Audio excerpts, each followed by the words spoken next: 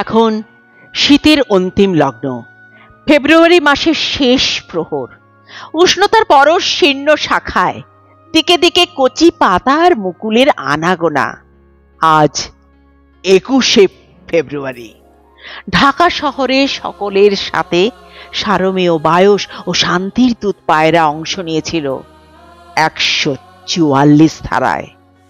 আকাশ বাতাস থমথমে, কলকারখানা ঘুমিয়ে, গাড়ি ঘোড়া বিশ্রামে, স্কুল কলেজ বাজারঘাট শুনশান।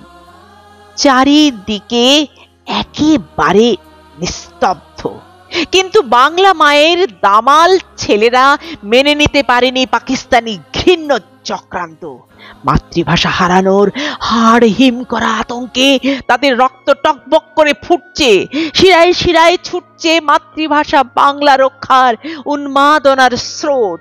ভয়কে জয় করে তারা বেরিয়ে পড়েছিল রাজধানীর পথে অন্যায়ের প্রতিবাদ আর মৌলিক দাবিতে। রৌদ্রোজ্জ্বল দিনে নিমেষে নেমে এলো হানাদারের বর্বরচিত তাণ্ডব। একের পর এক গুলির শব্দ, আকাশ বাতাস কাঁপিয়ে রক্ত রঞ্জিত হলো ঢাকার রাজপথ। বীর সন্তানেরা লুটিয়ে পড়ল মায়ের স্নেহের আঁচলে। আজও মননে দেখতে পাই, চেতনে দেখতে পাই সেই নারকীয় দৃশ্য, পাই তাজা রক্তের গন্ধ। কান পাতলে আজও শুনতে পাই তাদের করুণ আর্তচিৎকার।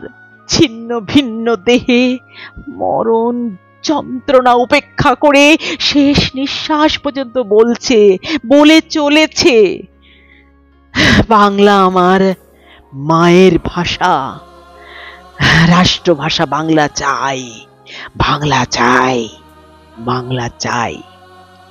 মাতৃগর্ভ থেকে উৎসারিত রক্তকণিকায় বাংলা ভাষা, সেই রক্তের প্লাবনে স্বীকৃত রাষ্ট্রভাষা, আমার মাতৃভাষা।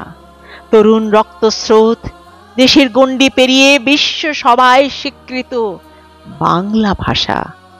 আন্তর্জাতিক মাতৃভাষা দিবস হিসেবে বাঙালির গর্বের ফেব্রুয়ারি।